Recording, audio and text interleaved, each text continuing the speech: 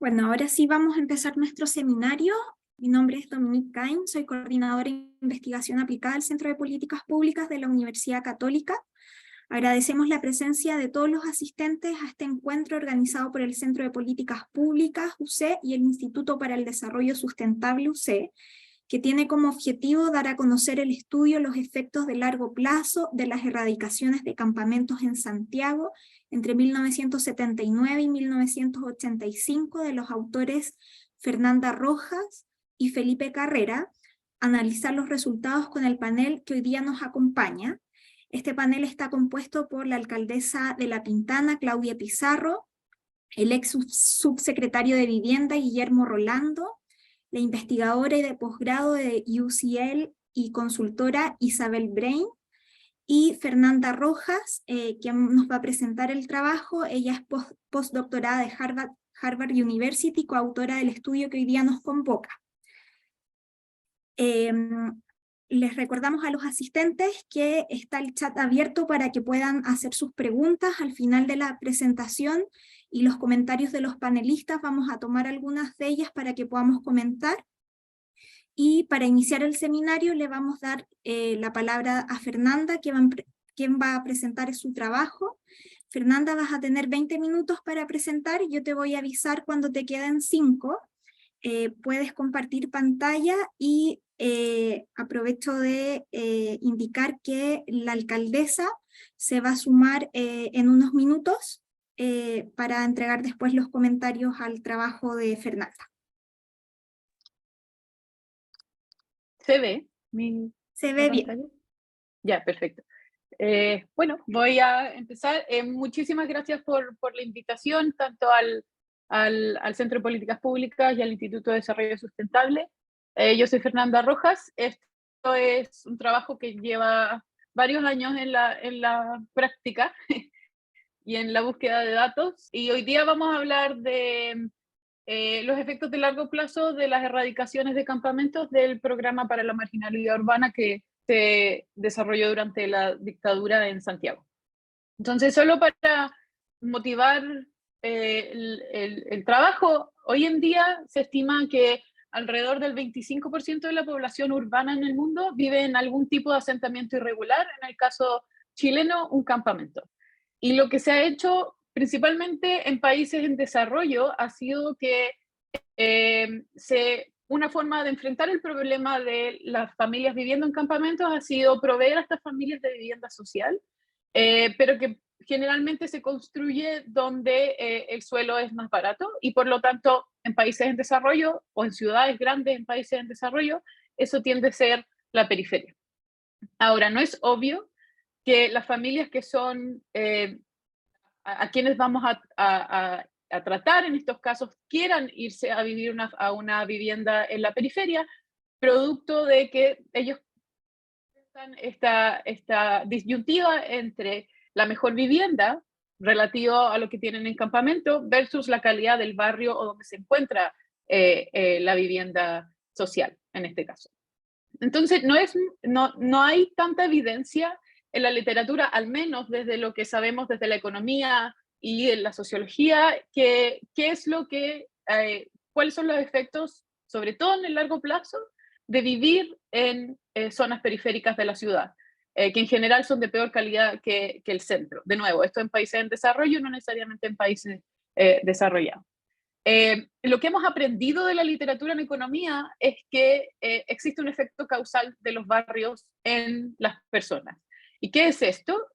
¿Cómo se ha medido? Y es de la siguiente forma. Cuando se induce movimientos de familias a barrios de menor pobreza, lo que se observa es que los adultos que se mueven tienen mejor salud mental, no necesariamente más empleo o más ingresos, pero sí mayor salud mental.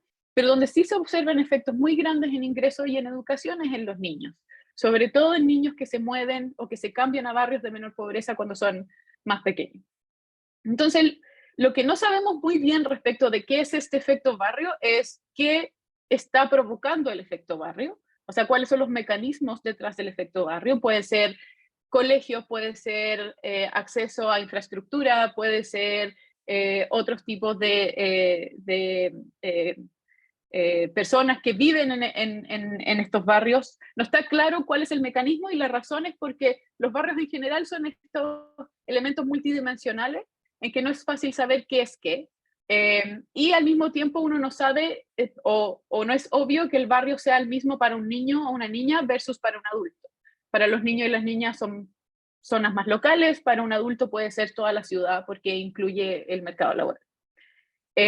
Lo que vamos a hacer nosotros en este proyecto es queremos entender cuáles son las consecuencias en el largo plazo de que niñas y niños vivan en barrios de alta pobreza.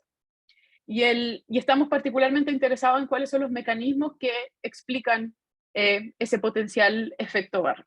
Entonces, ¿cuál va a ser el contexto de este proyecto de investigación? Va a ser el programa para la marginalidad urbana que se implementó en Santiago entre el 79 y el 85. Este fue un programa masivo de saneamiento de campamentos que involucró alrededor del 5% de la población de Santiago en ese momento, alrededor de 170.000 personas. Incluyendo padres, madres e hijos e hijas. Lo que se hace es que el programa implica un desplazamiento importante de familias a la periferia de la ciudad y las familias no deciden si quieren estar en este programa o no, ni tampoco deciden a dónde ir. Se les asigna una población o un barrio de destino.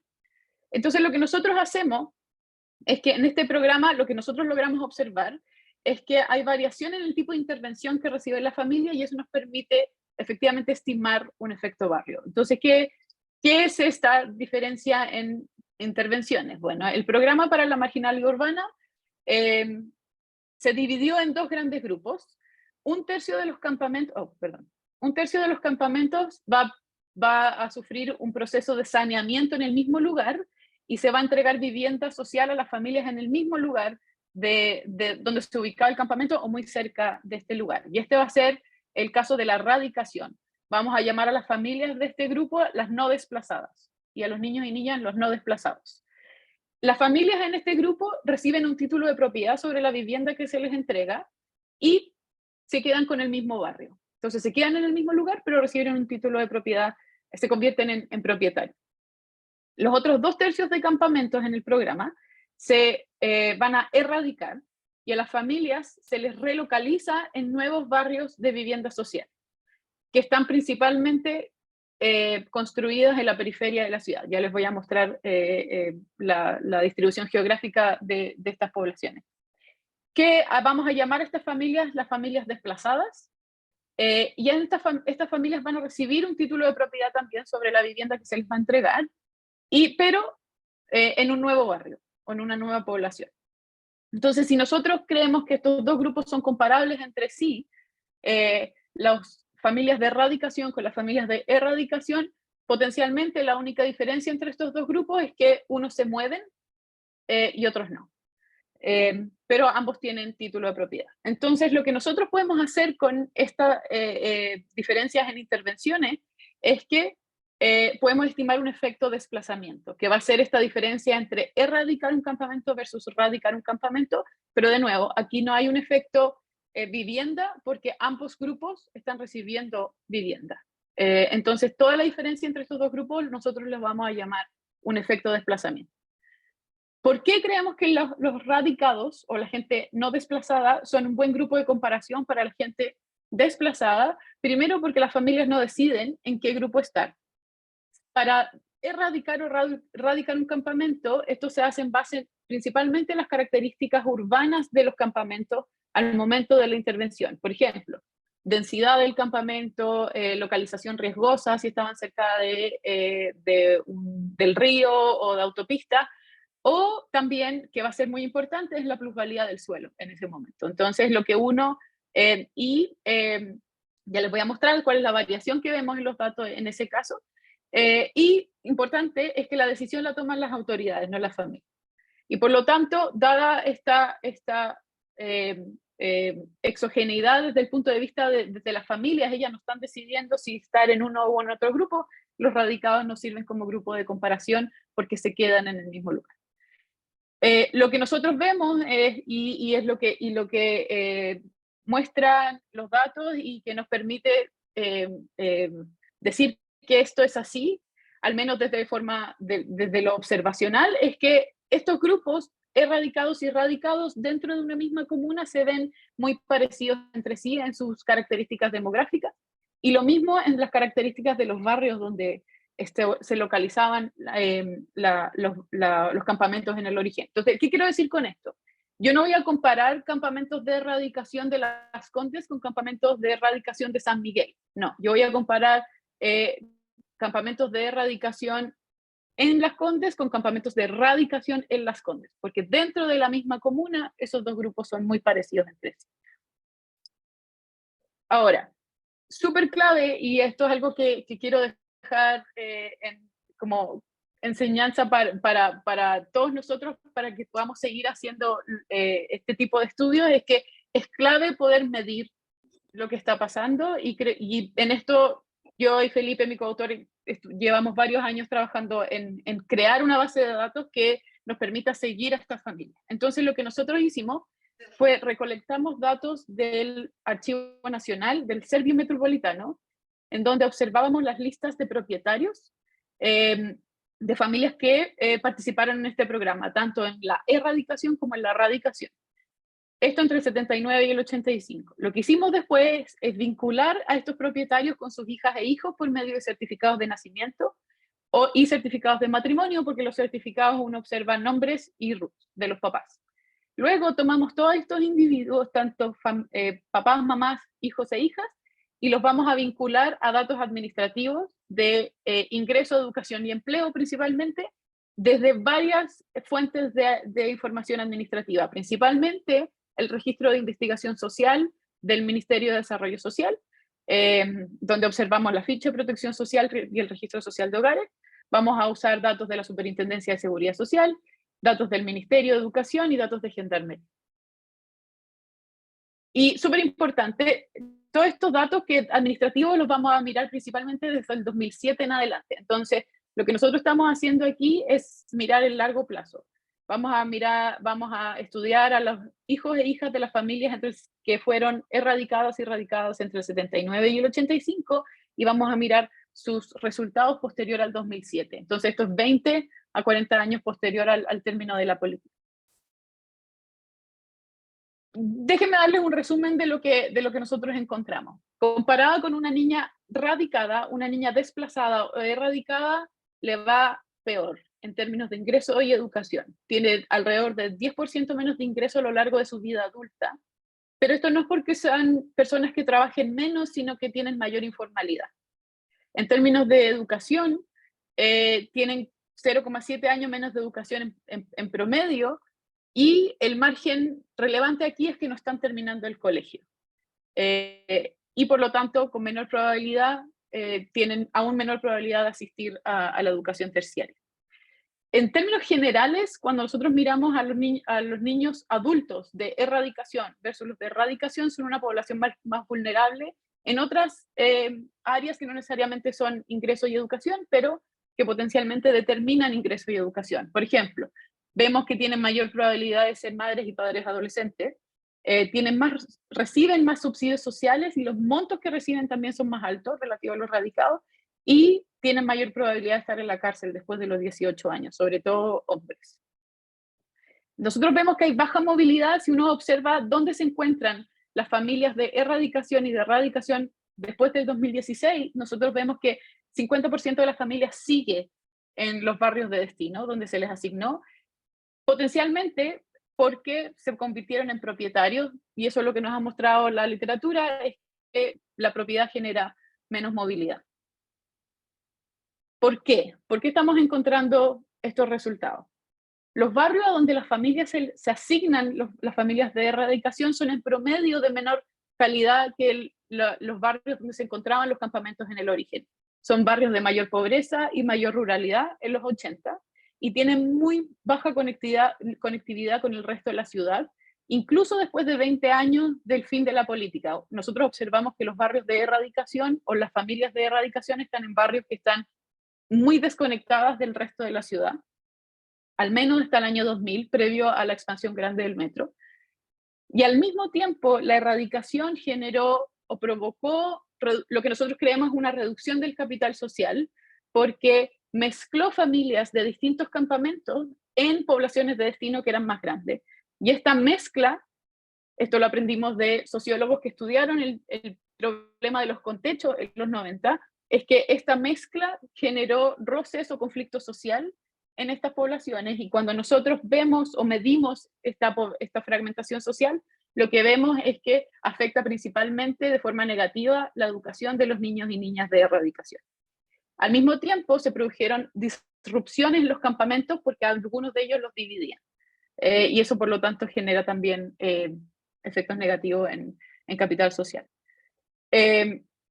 Uno puede pensar que todo esto que yo le estoy diciendo afecta a los niños de forma directa o los afecta por medio de sus papás, porque tenemos testimonios, evidencia cualitativa de que muchos de los papás perdieron y mamás perdieron el empleo al momento de la erradicación, producto de la distancia. Y también en un trabajo que nosotros tenemos en progreso, vemos que mamás y papás mueren más producto de la erradicación, relativo a la erradicación. Entonces, este va a ser lo que va a seguir de la presentación. Ahora lo que les voy a dar es un poco más de detalles del programa para la marginalidad urbana y cómo se implementó. Entonces, esto se implementó entre el 79 y el 85 bajo el Decreto Supremo 2552 del Ministerio de Vivienda y Urbanismo. Solo para darles antecedentes respecto de qué pasaba en ese momento. Alrededor del 30% de la población del Gran Santiago se consideraba que estaba bajo la línea de la pobreza, y la mitad de esa población vivía en algún tipo de asentamiento irregular. Los campamentos que nosotros vamos a estudiar y que son el target de esta política se originaron previo a los 70, muchos por tomas, muchas por migración desde regiones a Santiago, y hay antecedentes previos al programa que nosotros estudiamos, que son las operaciones Confraternidad, que la ha estudiado Alejandra Celedón, pero estas son erradicaciones que son son más violentas que las que nosotros vamos a estudiar, y por lo tanto nosotros no vamos a estudiar ese episodio, y porque son solo erradicaciones también. Entonces, ¿por qué se diseña el programa para la marginalidad urbana en el 79? Bueno, estaba esta idea de que se liberalizó el suelo urbano de Santiago, y por lo tanto la periferia, cuando uno veía los precios de la periferia, eran más bajos que los del centro, porque estaban menos urbanizados. Y estaba toda esta idea de que los pobladores de campamento tenían que convertirse en propietarios, pero en lugares donde podían acceder a una vivienda o donde la vivienda fuera más barata para que ellos pudieran pagarla, y por lo tanto el MIMBU construyó viviendas, principalmente viviendas sociales en la periferia, y ahí es donde se les asignó a estas familias. Fernanda, ¿te quedan 5 Sí. minutos? ¿En serio? Entonces voy a saltarme esta parte y voy a ir a la parte más entretenida, que son los resultados. Esto ya se los dije, así como esta es la forma en que se dividió a las familias en erradicados y radicados. Esto me lo voy a saltar. Este es el programa, este es el mapa que originó la idea, y esto es, quiero relevar la importancia de este mapa, que muchos de nosotros lo hemos visto. Fueron los creadores, Morales y Rojas, de Flaxo en el 86. Nosotros reconstruimos este mapa. Entonces, este es el mapa de Santiago con los campamentos. Campamentos en triángulos se van a radicar, campamentos en cuadrados se van a erradicar. Después de que ocurre el programa de la marginalidad urbana, en color ustedes ven dónde se encuentran las poblaciones de vivienda social. ¿Y qué aprendemos de este mapa? Bueno, el Cono Oriente prácticamente erradicó prácticamente todos los campamentos, y la nueva vivienda social está en la periferia de la ciudad. Si yo les pongo el límite urbano de Santiago, la nueva vivienda social está prácticamente en el límite urbano en ese momento. Este es un ejemplo de un campamento y el tipo de viviendas que se le daba a la familia. Y lo que nosotros vamos a hacer es comparar dentro de una misma comuna, como les había dicho antes. Pero me lo voy a saltar porque lo dije al principio. Entonces, súper relevante, ¿cuáles son los datos que vamos a usar? Nosotros recolectamos datos del Archivo Nacional, donde observábamos las familias que recibieron títulos de propiedad producto del programa. Y vamos a linkear estas familias o vincular estas familias a sus hijos por medio de certificados de nacimiento. Nosotros logramos encontrar alrededor de la mitad de los propietarios, alrededor de 20.000 familias, De esas 20.000 familias, vamos a buscar a sus hijos y vamos a mirar a todos los niños que tenían entre 0 y 18 años en el momento de la política, y eso nos da casi 33.000 niños que van a entrar en nuestra muestra a estimar. Vamos a vincular al Registro Social de Hogares, a la Superintendencia de Seguridad Social, al Ministerio de Educación y a Gendarmería para mirar sus resultados. Entonces, déjenme mostrarles el resultado principal de este estudio. Aquí yo lo que les estoy mostrando son las trayectorias de ingreso laboral o sueldos de los niños y niñas erradicados posterior a los 25 años. Los erradicados están en rojo y los radicados están en azul. ¿Qué nos muestra esta figura? Es que para cualquier edad que nosotros miremos los ingresos de estos niños, los erradicados siempre tienen menor ingreso que los radicados.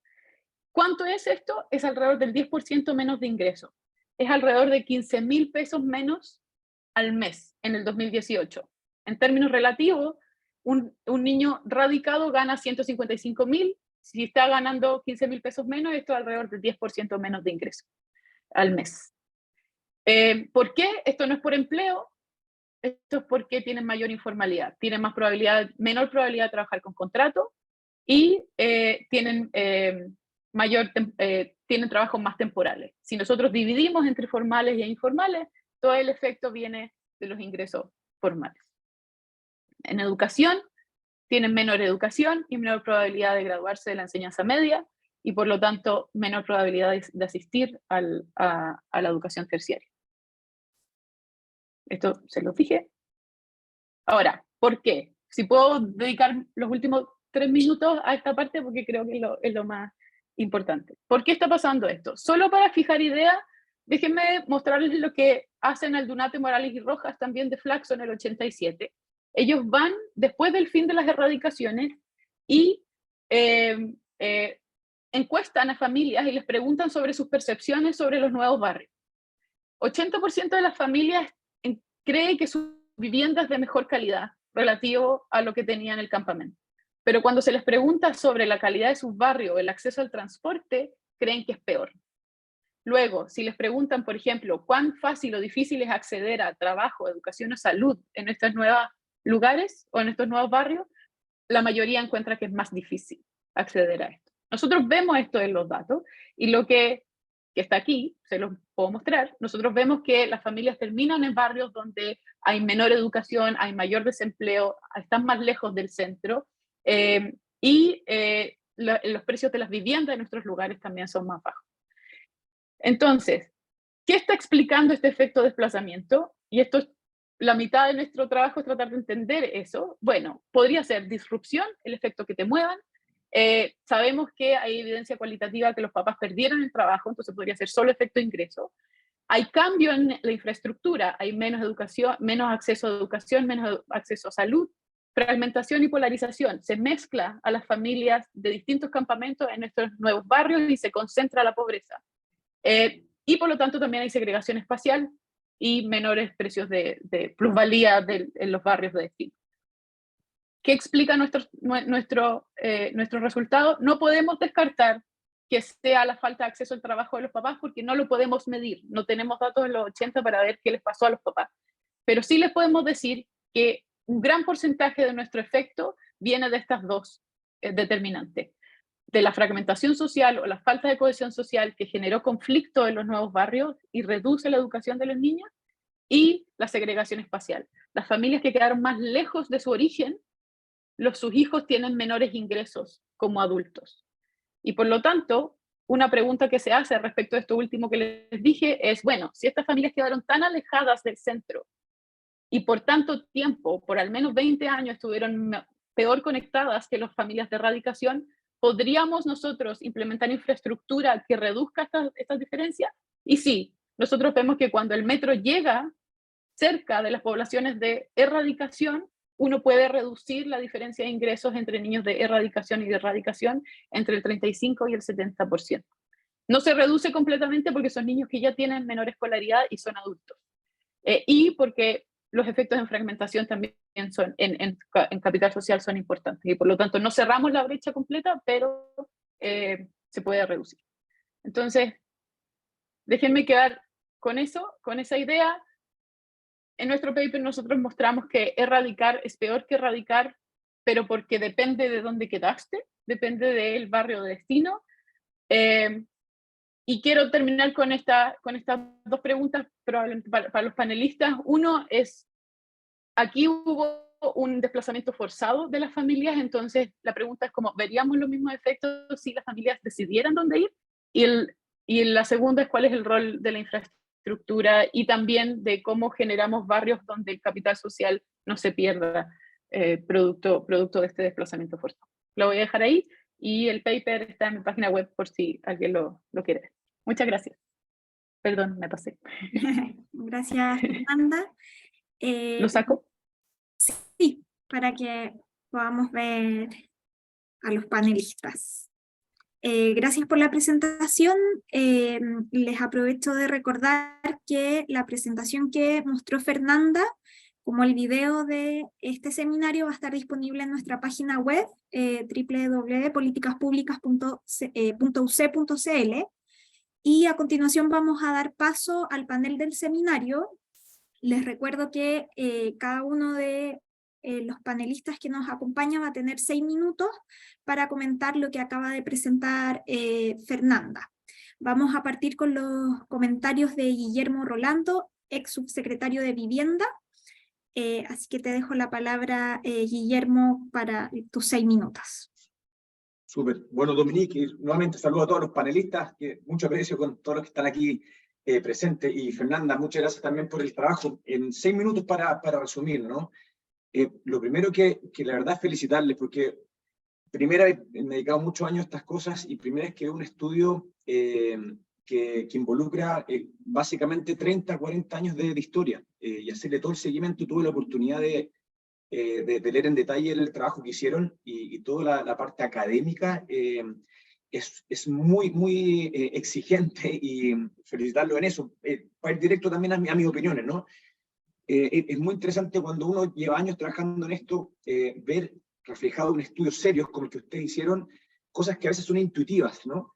Pero verlo en resultados, cosas que fue notando, ¿no? Hacer los efectos comparativos, por ejemplo, las disminuciones en ingresos, los años de escolaridad. Me impacta, por ejemplo, el tema de la educación terciaria, que el 25% de la diferencia es enorme, ¿no? Quienes terminan la universidad respecto a son desplazados o no.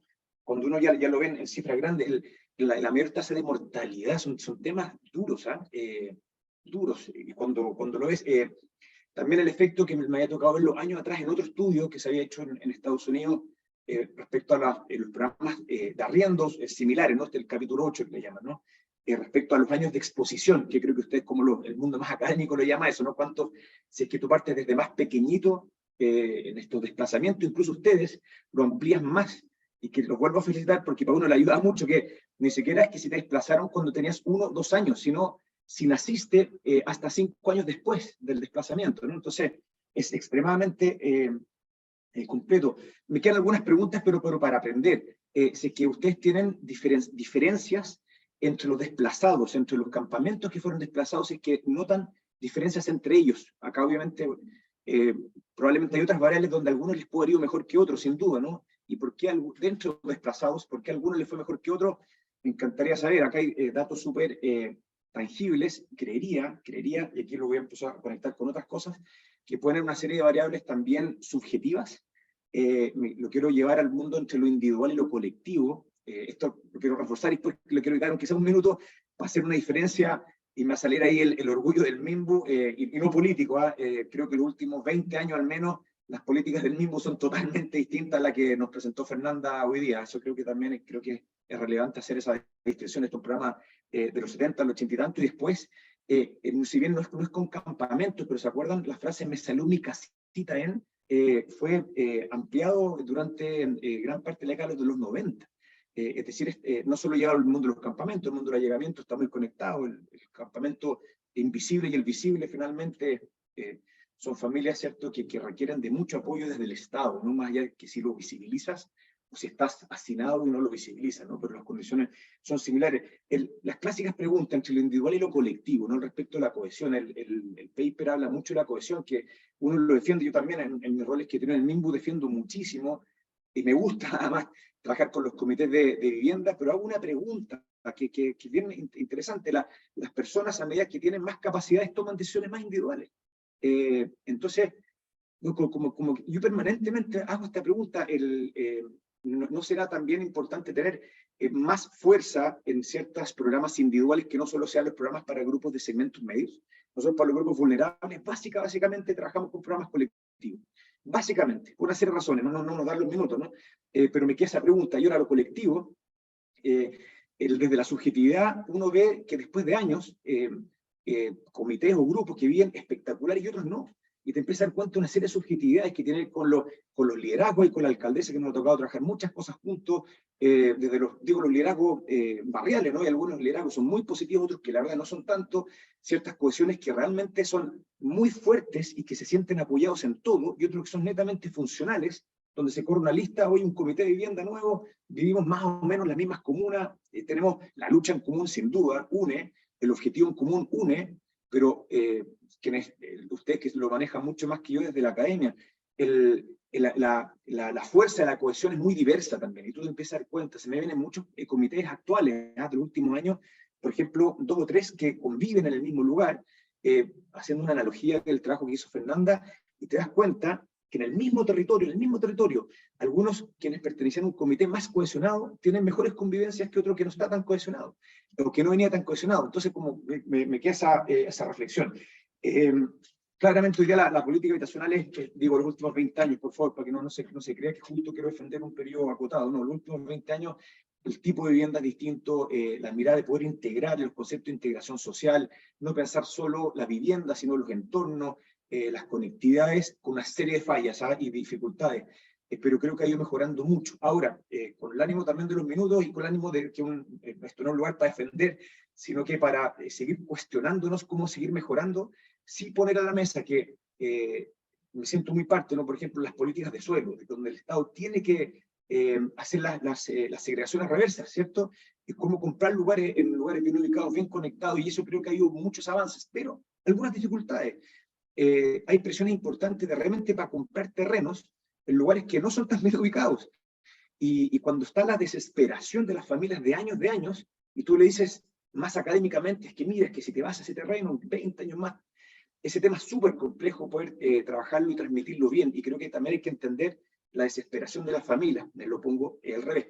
Y se me vienen dos ejemplos súper interesantes, uno en la comuna de Paipote, que compramos terreno en Copiapó, bueno, en muchos lados, pero es súper interesante. Paipote, para quienes conocen, sería equivalente a una especie como la periferia de Copiapó, ¿no?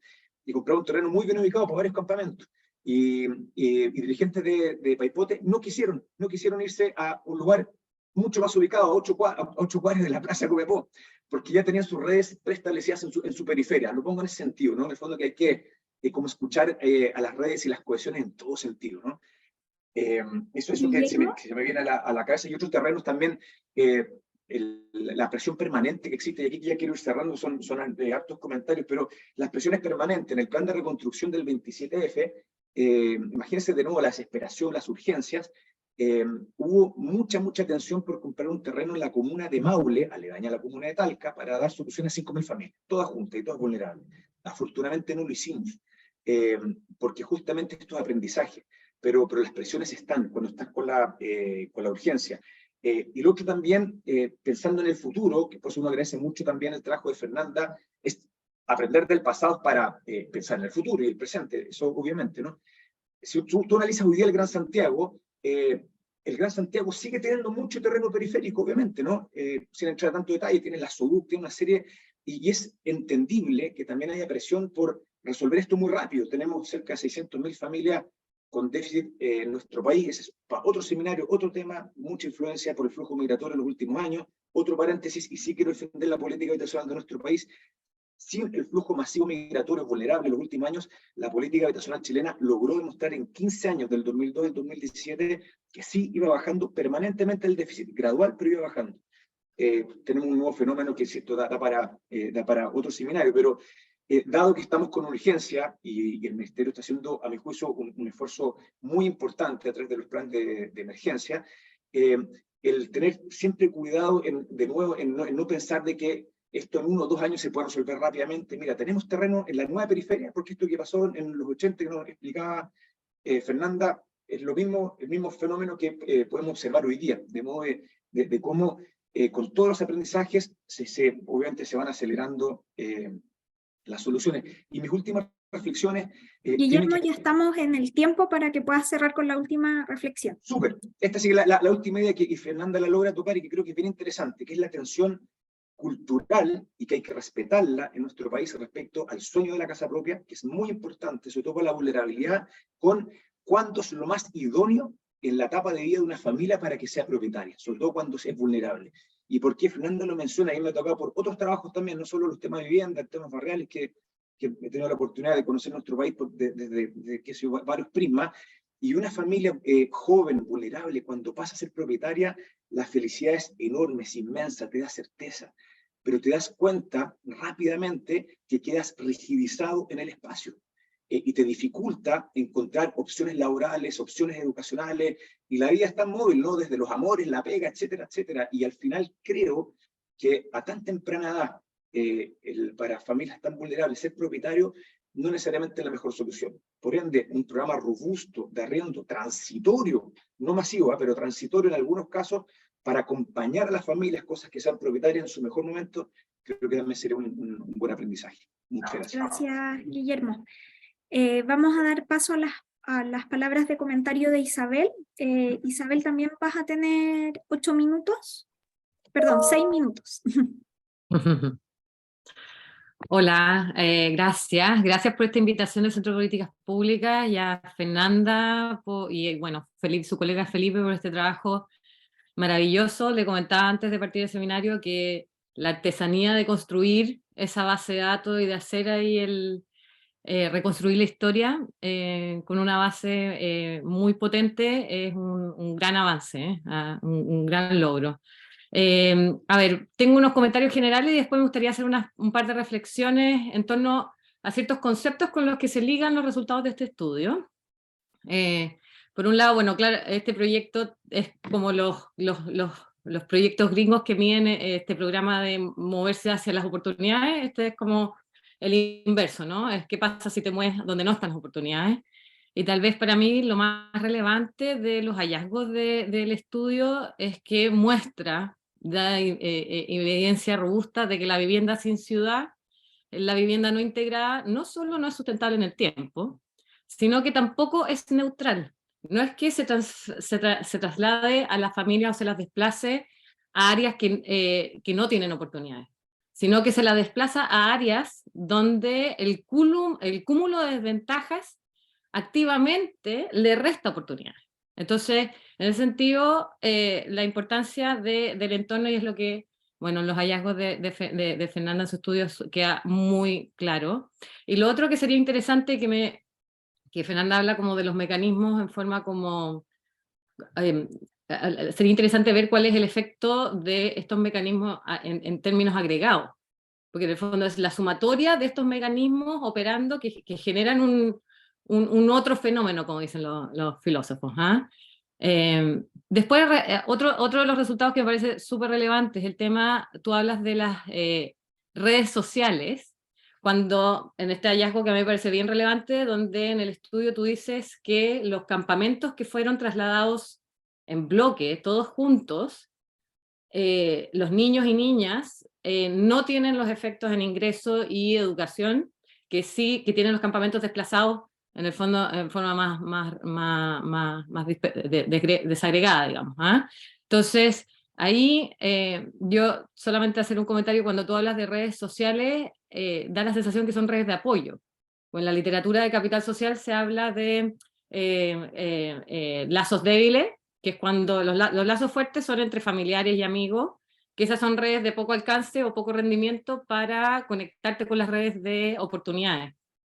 Pero tal vez estas redes de apoyo también son relevantes, pero solamente para hacer esta distinción, que cuando tú estás hablando de redes sociales, da la sensación que son las redes de apoyo, que cumplieron un rol súper potente en ese... Y lo otro es hacer un comentario respecto a otros estudios en la misma línea y que suman a la discusión que tú planteas. Hay un estudio que hizo Francisco Sabatini y Guillermo Wurman, donde analizaron vivienda social del mismo tipo, construido el mismo año, y filtraron además por hogares en esas viviendas sociales de las mismas características, construidas en áreas no segregadas, en la comuna de Lobarnechea, semisegregadas en Maipú y en Puente Alto. Y un hallazgo que siempre me llamó la atención respecto a ese estudio es que la tasa de desempleo de las mujeres ubicadas en áreas no segregadas era mucho más baja, era casi la mitad que de las mujeres en áreas segregadas, en Puente Alto.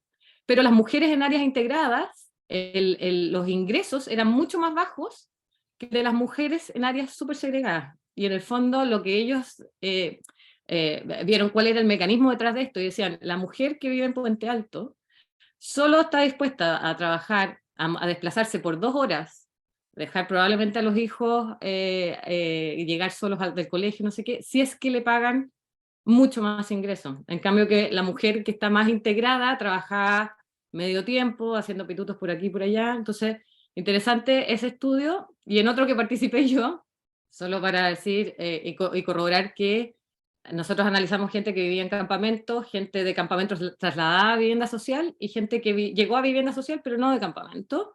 Y todos, ninguno rechazaba la vivienda. Todos lo que se quejaban y que está en línea con el estudio que tú nos mostraste de la Flaxo, Fernanda, es la experiencia de gueto que le ofrecen estos conjuntos de vivienda social. Ni siquiera es el tema de la falta de acceso a salud, educación, también está la infraestructura como de servicio, pero es la experiencia de gueto, es la inseguridad, es la violencia, es el crimen, etcétera, que los inmoviliza y previene que mujeres salgan a trabajar, por ejemplo. ¿Fija? Eso, y lo otro es un estudio que nosotros también medimos, normalmente las propiedades se valorizan en el tiempo, eso es como casi que uno puede darlo por descontado, ¿no? Que a través del tiempo, sobre todo cuando la ciudad va llegando y abrazando la vivienda con más servicios y más equipamiento, se valoriza en el tiempo. Nosotros medimos la vivienda social que se puede vender después de 15 años, en promedio se depreciaban en 21%, o sea, es la única vivienda, esta propiedad, este sueño de la casa propia, además pierde valor en el tiempo, o sea, ni siquiera es una inversión, para tener claro. Bueno, solamente 4 reflexiones que se me gatillan respecto a los hallazgos de este estudio que se relacionan con otros 4 conceptos.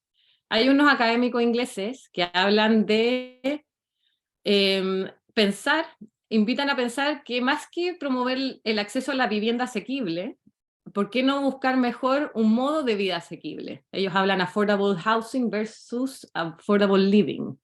Que en el fondo, claro, hay vivienda que puede ser más cara, pero si está mejor conectada, hay ahorro en desplazamiento, hay acceso a mejores atributos del entorno, hay acceso o menos gasto en energía, en acceder a bienes, etc. Entonces, ese me parece interesante como ese dilema de, bueno, ¿qué tú priorizas? ¿Vivienda asequible o un modo de vida más asequible?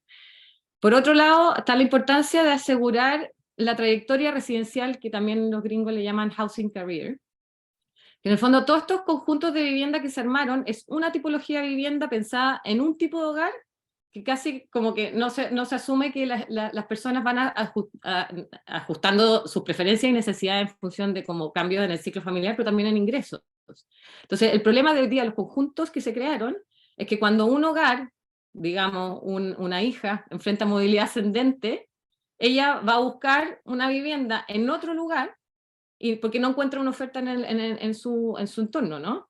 Que se ajusta a su nueva preferencia, a su nueva realidad, que pueda de alguna manera ir apoyando la diversificación socioeconómica de esos entornos, de esos barrios. Entonces lo que hacen es estos barrios cada vez terminan siendo nichos de hogares vulnerables porque apenas uno le va bien, se va. Fíjate, entonces, ¿cómo promover ese...? Sí, me queda poco. Sí, no, ya cumplimos Un solo último comentario. Un solo comentario adicional, que es que en el estudio, y me parece notable, que le pusieron número al efecto del transporte, pero da la sensación, y a mí ahí es como un sesgo que yo tengo, yo soy muy seguidora de George Galster, que él acuñó el concepto de geografía de oportunidad, que en el fondo él dice, bueno, las oportunidades no es un concepto neutro, las oportunidades tienen una localización determinada y muchas veces están distribuidas en forma muy desigual.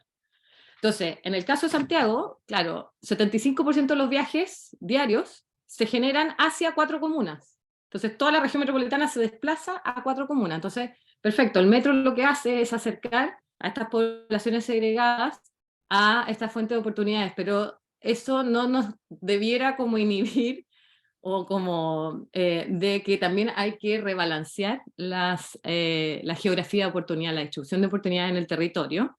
Y ahí solamente para terminar, este mismo George Galster habla en el fondo de que el efecto barrio no es lineal.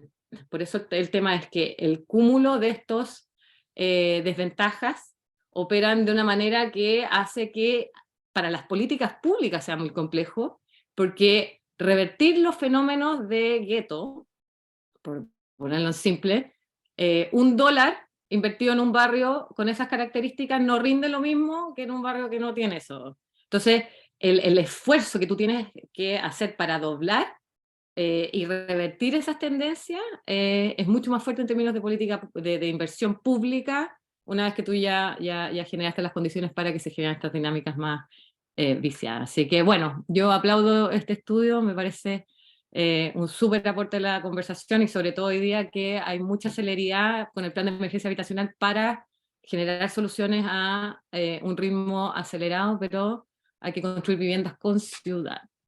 Eso. Gracias, Isabel. Bueno, le aprovechamos de dar la bienvenida a la alcaldesa Claudia Pizarro, alcaldesa de La Pintana. También va a disponer de 6 minutos para entregar sus comentarios. Está con el micrófono silenciado.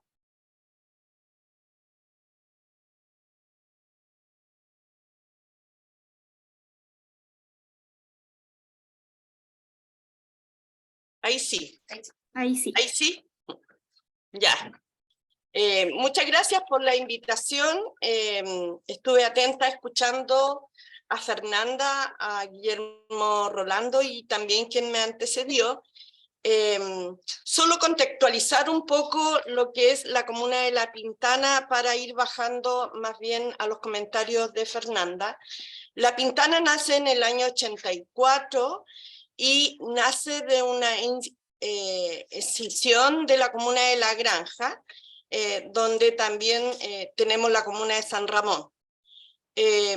Durante la década del 60 y el 70 se produjo una importante población en la comuna a consecuencia de la operación Sitio y también de tomas de terrenos. Para comprender un poco más este impacto, hay un artículo que se llama Una ciudad interminable, La Pintana, de Gurovich, que la publicó en el año 90. Y ahí nos dice que entre el censo del 70 y el 82, la población aumentó de 35.603 a 73.573. ¿Qué significó eso? Problemas existentes que hasta el día de hoy existen, que tienen que ver con la erradicación a las comunas, erradicaciones forzosas durante la dictadura, y no existió un proceso social, ni psicológico, ni emocional para atender a estas personas que dejaban el lugar donde habían nacido y donde habían construido sus primeros cimientos como familia. La situación no cambió durante los 90 y los 2000 porque ya se continuó con la instalación de familias en zonas que reproducían las mismas características. Por lo tanto, lo que nosotros vivimos en la comuna de La Pintana es que los de allá son de Estación Central, es que los otros son de Las Condes y no se juntan con los de Estación Central, es que los que están en el otro lado vienen del río Mapocho o del río, no sé, llegó gente de La Legua, gente de La Victoria, y realmente se produjo una separación entre cuadras, entre vecinos. Los barrios efectivamente no tienen equipamiento comunitario. Cuando llegaron acá hay una directa relación cuando hablamos de seguridad que tiene que ver también con el nivel de hacinamiento en espacio público, no solo el interior de la vivienda, porque recordemos casas de 30 metros cuadrados, en el año 90 se construyeron casas de 12 metros cuadrados de internet, Por lo tanto, el hacinamiento no solo es al interior, sino también en el espacio público. Por lo tanto, se dejaron bajas áreas verdes, a veces instalar un árbol se comprendía que era un área verde. Hay altos índices de hacinamiento, el 36% de la comuna está con más hacinamiento. Por lo tanto, eso es un porcentaje muy alto comprendido con lo que existe en la región metropolitana, que es de un 19%. Actualmente existen 49.000 y fracción de viviendas y 44.000 son de tipología social. La desocupación comunal es la más alta en nuestro país, por lo tanto más alta a nivel nacional, arriba 2 puntos. También tenemos una comuna con escasa conectividad. Los vecinos utilizan promedio 4 horas diarias para desplazarse desde su casa a su trabajo. Por lo tanto, es una comuna dormitorio sin unidades productivas relevantes. La Pintana tiene un índice de calidad de vida urbana 2021 que ocupa el último lugar, y por lo tanto desde ahí no salimos. Este índice de calidad urbana lo desarrolla la Católica por mandato de la Cámara Chilena de la Construcción, pero mientras no tengamos más cuarteles policiales, mientras no tengamos más empresas, no vamos a salir de ese último lugar del índice de calidad de vida. El presupuesto municipal depende de un 80,2% del Fondo Común Municipal. La pobreza multidimensional de la Pintana es de un 32,7%, mientras que la media es de un 20,7%. Los servicios más próximos, notaría está en Puente Alto, está a 7,8 kilómetros, la notaría más cercana también la de San Bernardo, que está a 10,7 kilómetros, después viene la Granja a 5, el conservador de bienes raíces más cercano está a 8 kilómetros, pero no nos sirve. La Pintana está adosada al conservador de bienes raíces de San Miguel, que es a 12,5 kilómetros. Servicio de impuesto interno está en San Bernardo, La Florida, Puente Alto. FONASA no existe en la comuna de La Pintana. Chile Atiende no existe en la comuna de La Pintana. Bancos, tenemos solo el Banco del Estado, y los más cercanos están en Puente Alto, San Bernardo, La Cisterna. Centros de salud solo existen los CEFAN, etcétera, etcétera. El metro más cercano es la estación Santa Rosa, que está en el 25 de Santa Rosa, después en Puente Alto, Sotero del Río, etcétera. ¿Para qué decir que terminales de buses no tenemos? Y por lo tanto todos los servicios están muy lejos. Cuando decidimos construir ciudad, no la construimos ni con hospitales, ni con comisaría, ni con centros de educación. Nosotros, desde que nació la comuna de La Pintana, seguimos con los mismos colegios de cuando yo estudié en la básica en La Pintana. Seguimos con los mismos 13 colegios. Seguimos, claro, hoy día hay un banco para 188.000 personas. Por lo tanto, ustedes imaginarán las filas que hay durante toda la mañana. Comentario, ¿cómo es posible cambiar? Se cumplieron los 6 minutos para ir cerrando. Ya, ¿cómo es posible cambiar? Sí, Guillermo Rolando decía, hoy día se hacen mejores casas, pero con la misma política habitacional. O sea, mirando a la comuna de La Pintana como comuna para acumular la pobreza que no quieren otras comunas, sin construir servicios. La voluntad política pasa por impulsar cambios profundos y permanentes, en este caso desde la municipalidad. Rescatar y visualizar las potencialidades de una comuna, así como los logros de una comunidad donde hemos tenido que hacer mucho para encontrar lugares protectores a través de cultura y a través de deporte. Realmente yo creo que construir la Pintana del futuro, nosotros hoy día estamos recién haciendo el plan regulador comunal y creo que no nos deben seguir mirando solo para construir casas sin estos servicios que echamos mucho de menos. La comuna tiene extensos paños para seguir construyendo, pero quisiéramos que se construyan viviendas de integración para que los que le ha ido bien puedan quedarse en la comuna de La Pintana. Hoy día hay una clara diferencia entre los que acceden a la enseñanza superior después de la gratuidad para los sectores vulnerables.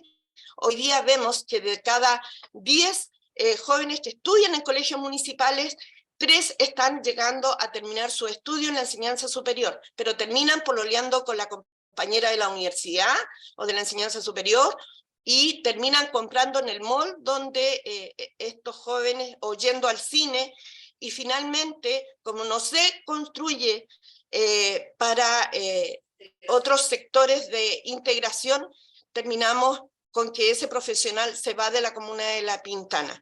Creo que hay que mirar La Pintana del futuro, y sobre todo porque hoy día va a llegar la línea 9 del metro, que va a permitir una mayor conectividad y con instalación de servicios gubernamentales, centro de formación técnica superior, centro comercial y de esparcimiento, como un cine, por ejemplo. El proyecto de La Platina de verdad tiene 11 hectáreas de equipamiento, tiene y alrededor puras viviendas sociales, y tiene un parque de 43 hectáreas, pero se empezaron a construir las casas y no hay nada de hospital, de colegio, no hay nada plasmado. Incluso las calles que van al interior de este conjunto habitacional, donde ya hay más de 4.000 viviendas sociales construyéndose, para entrar al lugar hay que hacerlo por una calle de tierra, y ha sido imposible que tengamos un proyecto de ingeniería para esa calle de tierra sea de hormigón. Por lo tanto, cuando hablamos de integración, esperamos que nos miren a La Pintana de otra forma, y sobre todo porque la gente profesional se quiere quedar en la comuna de La Pintana, y ha sido muy difícil mirar las erradicaciones, como la gente con mucho esfuerzo, pero el doble de esfuerzo, ha tenido que salir adelante. Gracias, alcaldesa. Estamos ya en la hora, pero le quiero entregar 2 minutos a Fernanda, a ver si quiere entregar algún comentario de lo que recibimos de los panelistas. Guillermo dejó una pregunta planteada directamente que hacía relación si se pudieron observar o hacer comparaciones directas entre los campamentos que fueron desplazados. Y no sé si quieres responder eso y cerrar con alguna idea más. Sí, tres cosas. La primera, muchas gracias a los tres. Súper importante para nosotros poder visibilizar esto. Llevamos 5 años trabajando en esto, y es súper importante poder mostrárselo a la audiencia en Chile, en Santiago. A la alcaldesa, estuve en La Pintana la semana pasada mostrándole esto al grupo de salud, y fue lo máximo. Así que tengo 2 comentarios respecto de 2 cosas que decían Rolando e Isabel. Uno, Guillermo, vemos efectivamente diferencias dependiendo de dónde sale la gente, de qué comuna vienen. Entonces, por ejemplo, vemos que hay, relativo a la gente que se queda en la misma comuna, por ejemplo, me acuerdo, Estación Central. La gente que sale de Estación Central le fue mejor, en promedio, a los niños. La gente que llega a La Pintana le fue peor. Y tenemos una distribución de efectos, desplazamiento, dependiendo de dónde vienen. Pero no es de dónde salen, es a dónde llegan.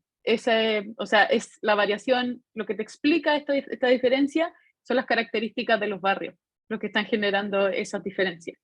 Lo que decía la alcaldesa, efectivamente, nosotros vemos, o sea, sin mentirles, debe ser como, no sé, nosotros tenemos 5.000 familias en nuestra muestra que son solo de La Pintana y vienen de Las Condes, de Santiago y de Renca. El sur acumuló prácticamente la mayoría de las erradicaciones, y el poniente, Pudahuel y Renca, fueron los 2 focos grandes de erradicación en ese momento.